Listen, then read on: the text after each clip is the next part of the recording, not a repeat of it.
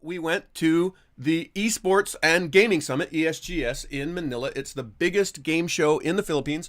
It has, and this year was different. This year they actually didn't just have, they've had the consumer part for a while, and when I say consumer part, that means, there's a show that real customers can walk in and play games, and it's designed for game players to come look at games. E3, for instance, is a big consumer show. PAX is a big consumer show. And obviously, game developers like us, we go to consumer shows to show people our games. That's a thing we do. But usually, we go to a lot more, or at least me, I go to a lot more conferences, which are business-to-business conferences, not consumer shows. And those are conferences where game developers talk to other game developers about making games. We talk to publishers and show them our games and try to get them to publish our games. We have conferences where we talk about here's how to make games and here's how to do the stuff that we do and blah blah blah. That's what a B2B conference is. And Philippines has been kind of looking for its own niche for a B2B conference. So they added a B2B conference to the consumer conference. So there was a thing called Game Fest that happened before ESGS. And so we went to that, we went to Game Fest, and we talked to a bunch of people at Game Fest about Last Regiment and about Boomzap and the things that we're doing. And then we went to ESGS after that and showed our game at ESGS. It was a great experience. I got to talk to a whole bunch of students about making games and stuff like that, which was really fun. We got to have a big press conference, and I got to be on stage for a big press conference, and that was fun. And so a big shout out to Gabby and Alvin and all the other people that organized Game Fest. That was a great event. I'm hoping that we do another one next year. I'm hoping it's even bigger next year.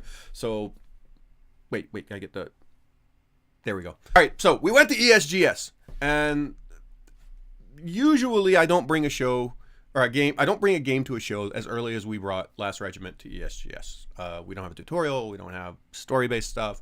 There's a bunch of glitches, a bunch of the UI is placeholder. There's a bunch of stuff in the game that I was like, I don't know if I want humans to see this yet. But I thought, you know what? We've been live streaming it. Humans have seen it on live stream. And we've been talking about getting people involved in the development process. And I thought, this is another way that we could do that. And importantly, I just wanted to get people involved in the process earlier. And I thought, you know what? The Philippines is the right place to do that. For those of you who don't know, Boomzap is about half Filipino. We've got people from all over the world. We have people from Russia and Ukraine and, Thailand. And we actually have somebody working from Qatar now. We have people in the Philippines, obviously, and Indonesia and Singapore and Malaysia, all over the world. But honestly, about half of our studio is from the Philippines. And in many ways, sort of the heart of our studio is in the Philippines. There's a lot of Filipino in this studio.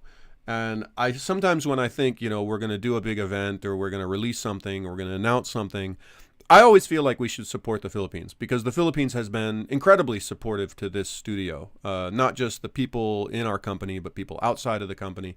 In the Philippines, we've always been treated very nicely, and I feel like in many ways I want to give back to the Philippine game industry. And so when we have an event or an announcement or something like that, I always feel like we should do this in the Philippines. So I was really happy that we did our first big announcement, let people play the game for the first time in the Philippines. That was good. That was morally the right thing to do.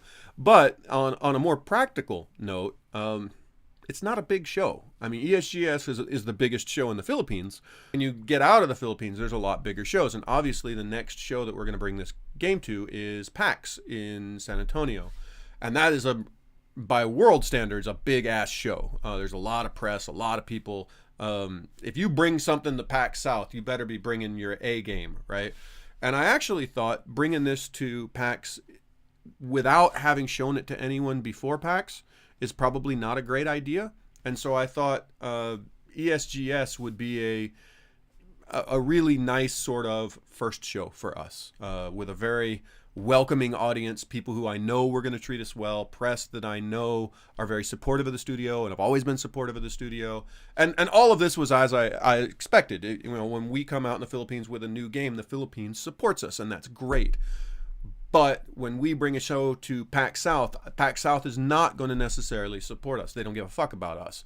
And so it was a nice chance for me to put this game in front of a bunch of people and watch them play and see what do we need to do to bring our A game to PAX South. And for that, it was perfect. It was exactly the right time to do it. It was exactly the right call because the game was just good enough to really see people play it and really see people try to get through it, but still early enough that I could make major changes based on what I saw and not feel like I was destroying a whole bunch of data or a bunch of missions or a bunch of stuff like that.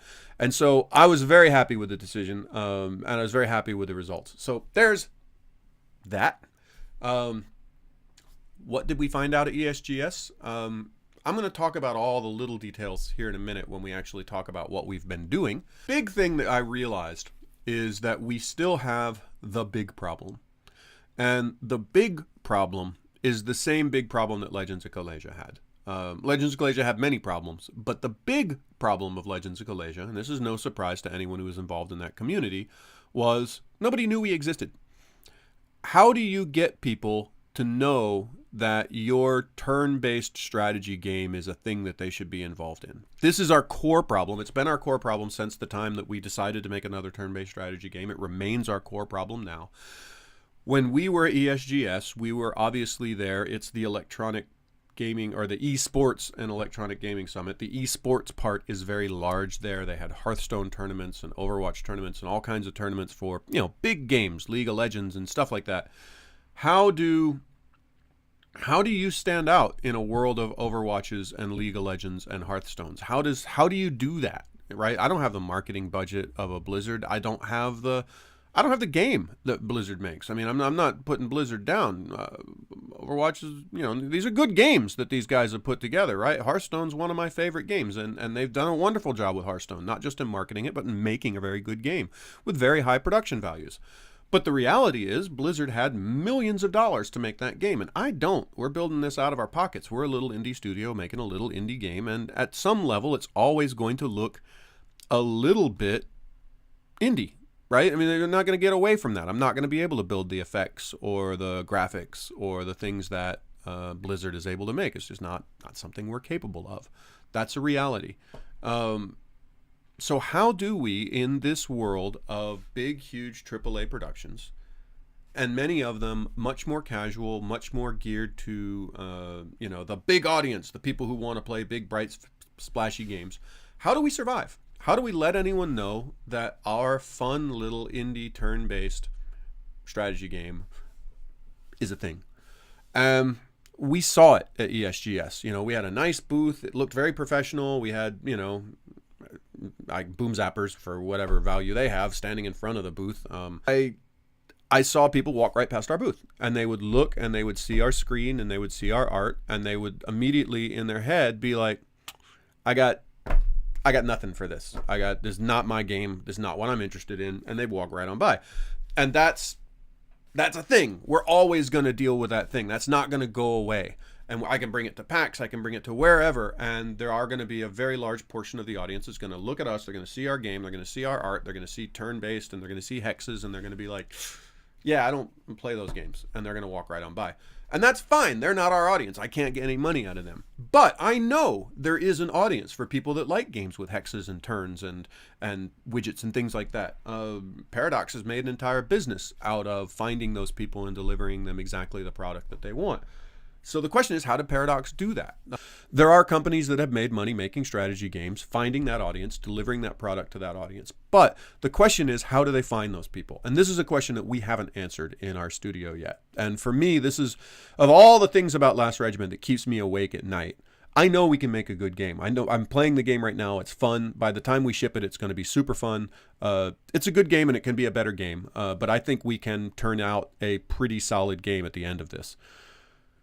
How do I let anyone know that that game exists? Obviously, part of it is, right here, me doing dev streams and getting people in. So how do I get, and this is the problem is in the modern world, you're doing marketing for your marketing, right? Because you're like, all right, how do I get people to come to my, come to my Steam page and buy my game? Well, I could do a dev stream. All right, how do I get people to come to my dev stream? Well, I can put up a Twitter. Okay, how do I get people to sign up for my Twitter? And it's just this rabbit hole that goes deeper and deeper where you're like, how do I market the marketing for my marketing? How do I get people, and it's a never ending question. And obviously we've put Monica up against that question, and Monica has been banging her face against that question for years now. with damn near zero budget, and I haven't, I got respect for her. She's still, hanging in there and trying, but that's a hard thing to do. It's a very difficult task that we set in front of her, and I feel for her about it. But that's honestly, that's the problem. I've never been a big fan of booth babes, but on a more economic level, they don't work. We've looked at it. There's been people done study after study about this. Does sex sell games? And the answer actually is no. You will get more people at your booth with sexy chicks in bikinis. They will come and they will take pictures of the sexy chicks in bikinis. That will happen. They won't buy your game. They won't get involved in your game. And in fact, they're going to be in the way of people who would like to come be involved in your game. And so I'm actually always really proud of the kind of booth that Boomzap puts together. Some of you have come to PAX and seen the kind of booth that we put together. You know who we use for booth babes? We bring people who play our game, and we get volunteers to come into our booth. And we've had, obviously you guys know this, a bunch of you were there.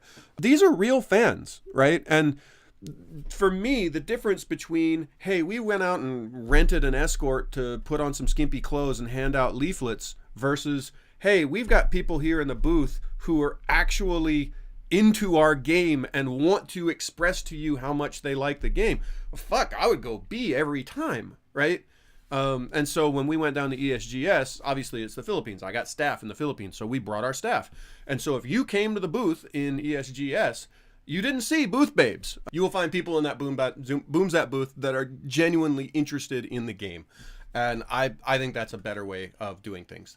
I've got a couple things coming up for the game.